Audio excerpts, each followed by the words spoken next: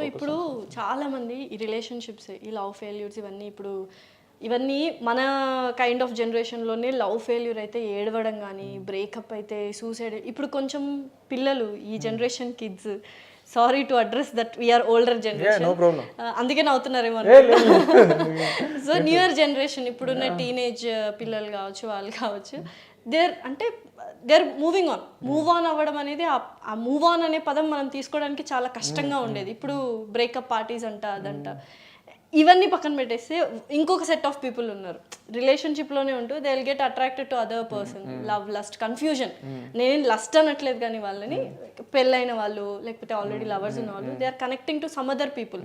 And again కొన్ని movies కూడా వస్తున్నాయి, it's some time will prove it, మేము కనెక్ట్ అవుతాము అలాగా అని. కభీ అల్విదా అప్పట్లోనే వచ్చింది, నా కెహనా, యు నో దట్. నేను మా అమ్మ కూర్చొని నైట్ అది 3:30 గంటలేమో ఉంటుంది Kabhi Alvida Naa Kehna. Because wife and husbands ఇద్దరు they will get attracted, Shahrukh Khan, Rani Mukerji. So అలాంటివి ఇప్పుడు జరుగుతున్నాయి. ఆయన మహాన్ వాడ డైరెక్టర్ అప్పుడే తీసాడు అనుకోండి, కరణ్ జోహర్ చాలా అడ్వాన్స్డ్. ఇప్పుడు అవన్నీ జరుగుతున్నాయి కదా. సో ఏంటి, కరెక్టా? నిజంగానే కనెక్ట్ అవుతున్నారా? ఇది కనెక్ట్ అవ్వడం కరెక్టా? లేకపోతే కనెక్ట్ అయినా కూడా విడిపోయి ఎవరి లైఫ్ వాళ్ళు చూసుకొని, ఇష్టం లేని లైఫ్లో ఇష్టం లేని హస్బెండ్తోనే, ఇష్టం లేని వైఫ్తోనే ఉండాలా? లేకపోతే విడిపోయి ఎవరికి వాళ్ళు డిజాల్వ్ చేసుకుని వాళ్ళ మ్యారేజ్ వీళ్ళిద్దరు కలవాలా? ఏంటి అసలు, వాట్ ఈస్ దిస్ కాన్సెప్ట్ అంటే మీరు ఏం చెప్తారు? అంటే ఇప్పుడు మీరు కభీ అల్విదా నాకైనా రెఫరెన్స్ తీసుకున్నారు కాబట్టి, దాంట్లో Abhishek Bachchan and Preity Zinta are genuine people. అదే జెన్యూన్, వాళ్ళిద్దరు జెన్యూన్. వీళ్ళిద్దరు they get attracted to other couple కాకుండా వాళ్ళిద్దరు వేరు.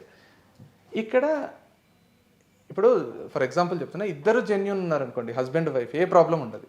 వాళ్ళు హ్యాపీగా లీడ్ చేస్తారు, వాళ్ళ లైఫ్ హ్యాపీగా ఎండ్ చేస్తారు. అట్లాంటి వాళ్ళకి మన వీడియోలు కూడా అవసరం ఉండదు. వాళ్ళ లైఫ్ వాళ్ళు హ్యాపీగా ఉండిపోతారు. వాళ్ళు మన టార్గెట్ ఆడియన్స్ కానీ కాదు.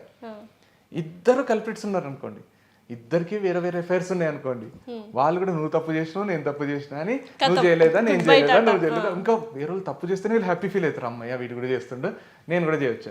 అట్లాంటి వాళ్ళు ఒక సెట్ ఆఫ్ పీపుల్ ఉన్నారు, వాళ్ళతోనే మనకు పెద్ద అవసరం లేదు. ఇక్కడ ప్రాబ్లం వల్ల ఏంటంటే, ఒకరు జెన్యూన్ ఉండి ఒకరు తప్పు చేస్తుంటే తీసుకోవడం కష్టం అయిపోతుంది. ఇప్పుడు నేను ఒక హత్య చేసిన అనుకుందాం, నాకు శిక్ష పడుతుంది, నేను జైల్లో ఉంటా, యావజ్జీవమో శిక్షణ ఏదో పడుతుంది, అయిపోతుంది, నేను తప్పు చేసిన. ఇక్కడ ఈ ప్రాబ్లంలో ఏమవుతుందంటే, ఈ ఎఫ్ఐఆర్స్ ప్రాబ్లంలో హస్బెండ్ తప్పు చేస్తే ఇక్కడ వైఫ్కి శిక్ష పడుతుంది, ఇక్కడ తప్పు చేసినోడు అనుభవిస్తాడు. వాడు అనుభవించకుండా ఏముంటాడు, ఏదో ఒక స్టేజ్లో వాడు ఎఫ్ఐఆర్ పెట్టుకున్నోడు లైఫ్ దుర్భరమే అయిపోతుంది, ఆడపిల్ల కానీ మగ పిల్లడు కానీ. అఫైర్ అని కాదు, కానీ నేను అంటున్న connection, connecting with some other people, even you అవుతారు కదా కనెక్ట్. ఇప్పుడు మనము మ్యారేజ్ అనే ఒక ఇన్స్టిట్యూషన్ పెట్టుకున్నాం. ఎందుకు పెట్టుకున్నాం? పెళ్లి చేసుకుని ఒకరితోనే ఉండాలనే కాన్సెప్ట్లా పెట్టుకున్నాం. లేకపోతే ఎవరితో ఉంటారో తెలియదు అని మనము ఒక ఇన్స్టిట్యూషన్, మ్యారేజ్ అనే ఇన్స్టిట్యూషన్లో ఒక అగ్రిమెంట్ చేసుకుంటున్నాం, ఒకరిని పెళ్లి చేసుకోవాలి. దాంట్లో కూడా రూల్స్ ఏంది, అన్న చెల్లెలు పెళ్లి చేసుకోరాదు, అన్న చెల్లెల పిల్లల్ని పెళ్లి చేసుకోరాదు అనేది మన హిందూ ధర్మంలో మనం పెట్టుకున్నాం. మనం ఎవరిని పెళ్లి చేసుకోవచ్చు అంటే వీళ్ళని దూరపు చుట్టాలు, ఇది అది అని పెట్టేసుకున్నాం. మనం ఒక లిస్ట్ తయారు చేసుకున్నాం, ఎందుకంటే మనుషులం కదా, కొంచెం తెలివి ఉంది కాబట్టి చేసుకున్నాం.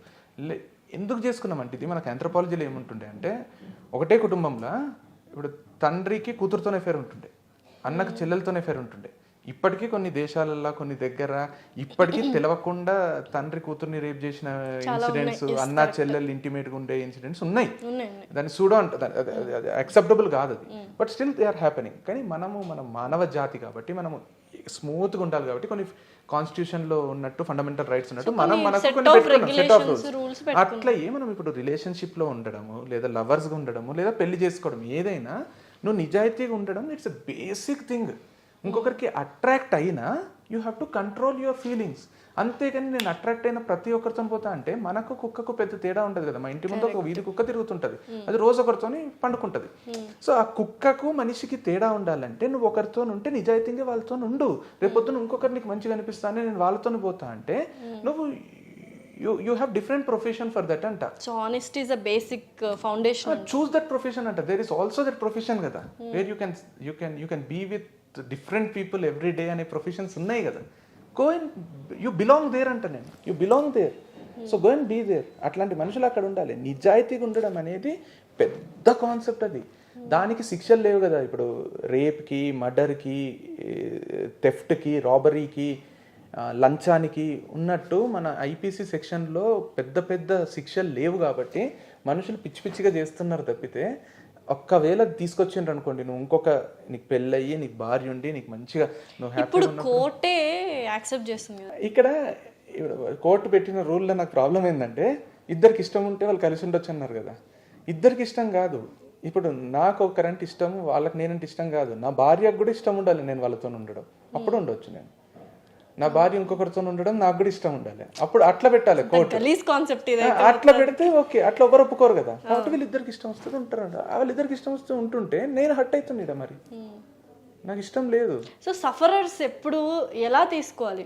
If a person is making, వదిలేసి పడేసేయాలి, ఈజీ వదిలేసేయాలి, వాళ్ళని మర్చిపోయి కొత్త లైఫ్ స్టార్ట్ చేయాలి. ఇంకొకరితో ఉండాలనేది లేదు, కానీ కెరీర్ మీదనో ప్రొఫెషన్ మీదనో దేని ఒక స్కిల్ మీదనో పెట్టి పిచ్చెక్కిచ్చేటట్టు ఎంజాయ్ చేయాలి. పెళ్లి చేసుకుంటున్నారు నాకేమో తెలియదు ఎప్పుడు లవ్ స్టోరీ ఏదో ఉంది సంథింగ్ అని కూడా నేను వీడియోస్ లో చూసాను. మీకా వంశీ పెళ్ళి అయిపోయింది. Okay, done. ఈ క్వశ్చన్ ఎవరు రేస్ చేయలేదా?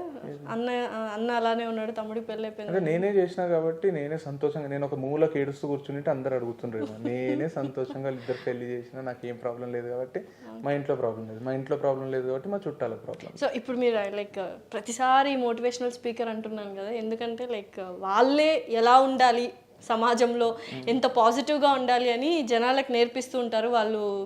వాళ్ళు చెప్పిన మాటలన్నీ విని బయటకు వెళ్ళి ఒక కొత్త లైఫ్ని లీడ్ చేయాలి, పాజిటివ్గా లీడ్ చేయాలి. సో యాజ్ ఏ మోటివేషనల్ స్పీకర్గా ఒక లైఫ్ పార్ట్నర్ మీరు చూస్ చేసుకోవాలంటే ఎలాంటి లైఫ్ పార్ట్నర్ ఉంటే బెటర్ అని మీరు అనుకుంటారు? నా లైఫ్ పార్ట్నర్ అంటే ఎవరికైనా లైఫ్ పార్ట్నర్ ఎట్లుండాలంటే, మనం నాలో సగం నువ్వు నీలో సగం నేను అనుకుంటారు కదా, సగం సగం కాదు, డబుల్ కావాలి. పెళ్ళెందుకు చేసుకుంటాం, జనరల్ పెళ్ళెందుకు చేసుకుంటారు? ఇప్పటివరకు నాకు లైఫ్ ఇట్లుంది కదా, ఇంకా లైఫ్ బెటర్ అవుతుందని ఎవరైనా పెళ్లి చేసుకుంటారు. లైఫ్ సగం అవుతుందని ఎవరు చేసుకోరు. నేను పెళ్లి చేసుకొని నా ఫ్రీడమ్ని సగం చేసుకొని, నా హ్యాపీనెస్ని సగం చేసుకొని, నాకున్న పాజిటివ్స్ అన్ని సగం చేసుకొని తట్టుంటే పెళ్ళెందుకు?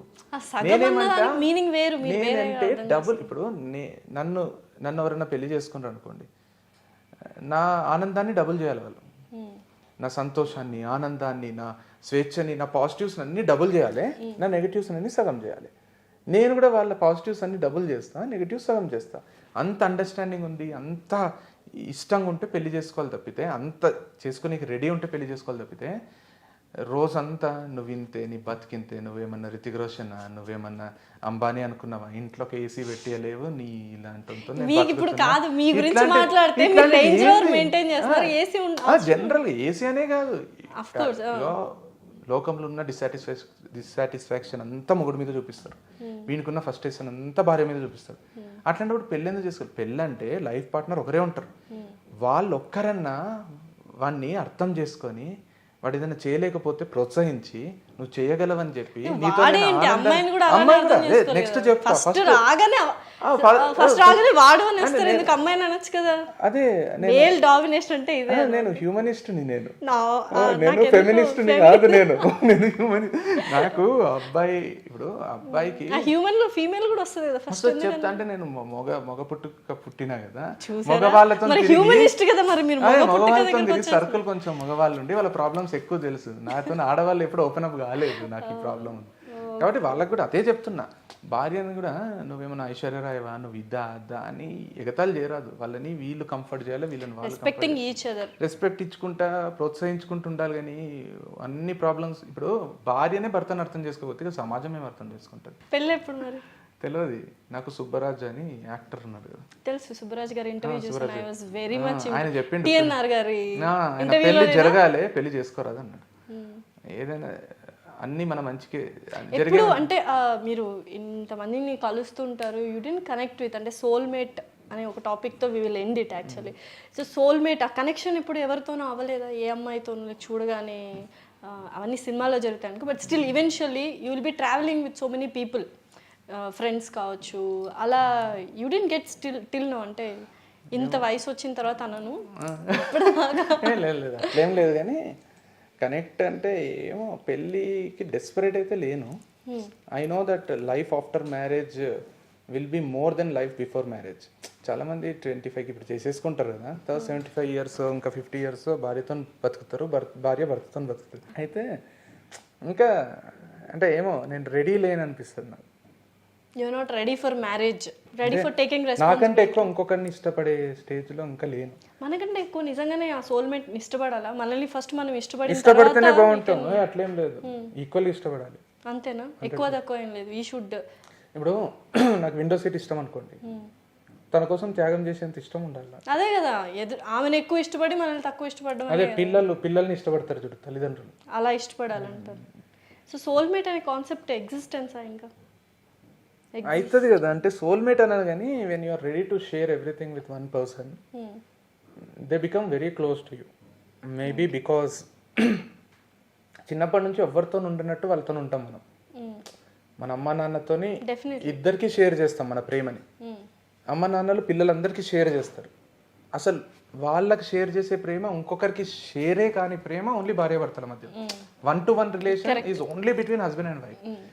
1-to-many, many-to-1 relations are there with so many people. మనకి ఎంతో మంది అక్క చెల్లెలు అన్నదమ్ములు ఉంటారు, అమ్మ నాన్నలు ఇద్దరు ఉంటారు, ఫ్రెండ్స్ ఎంతో మంది ఉంటారు. ఎవరు కూడా జెలసీ ఫీల్ కాదు.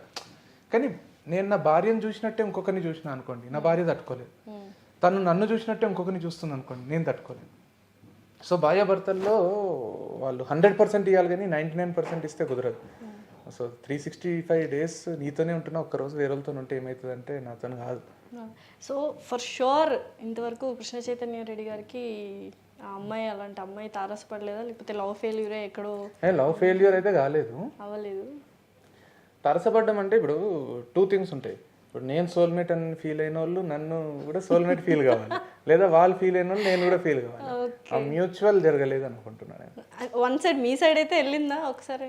అనిపించిండొచ్చు మేబీ. పెళ్ళైపోయిందా అమ్మాయికి? అట్లా అని అంటలేను.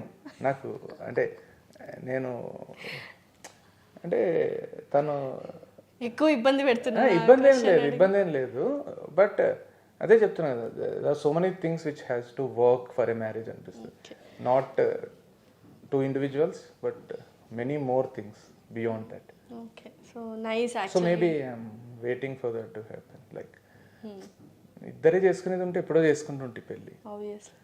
ఈ 2 ఫ్యామిలీలు కూడా చేసుకోవాలి కదా పెళ్ళి. మరి ఇదేంటి, ఇది ఎక్కడి నుంచి వచ్చింది? ఫస్ట్ ఇద్దరు కలిస్తేనే కదా, తర్వాత వాళ్ళేమంతా ఉండరు కదా, ఫ్యామిలీ ఏమంతా ఉండరు కదా. లైక్ అంటే they have again it comes into business కదా. లైక్ ఇప్పుడు అరేంజ్ మ్యారేజెస్ అన్ని I feel like love can be done by 2 people but marriage has to be between 2 families. సంతోషంలో నాగార్జున డైలాగ్ చెప్తున్నారు, అదే ప్రేమకి ఇద్దరు చాలు, పెళ్లికి 2 కుటుంబాలు కావాలి. నిజమే, కావాలి, పెళ్లికైతే కావాలి, లేకపోతే పెళ్లి నిలబడదు, తెగిపోతుంది. స్టిల్ ఇవాళ అయితే నేను చాలా వీడియోస్ ఇవన్నీ చూసినప్పుడు మీరు అనర్గళంగా ఇలా మాట్లాడడం చూసాను, కానీ మీరు ఒక కౌన్సిలింగ్ లాగా భయపడుతూ ఇదే ఫస్ట్ వీడియో అనుకుంటున్నాను. నేను భయపెట్టానా? అయ్యో లేదండి, but it was nice talking to you. And వీడియోస్లో చూసిన పర్సన్ అయితే కాదు అసలు, it's totally different. And that is also good, this is also good. And thank you so much for spending time with us. Thank you so much. Even I enjoyed it. Thanks. Thank you.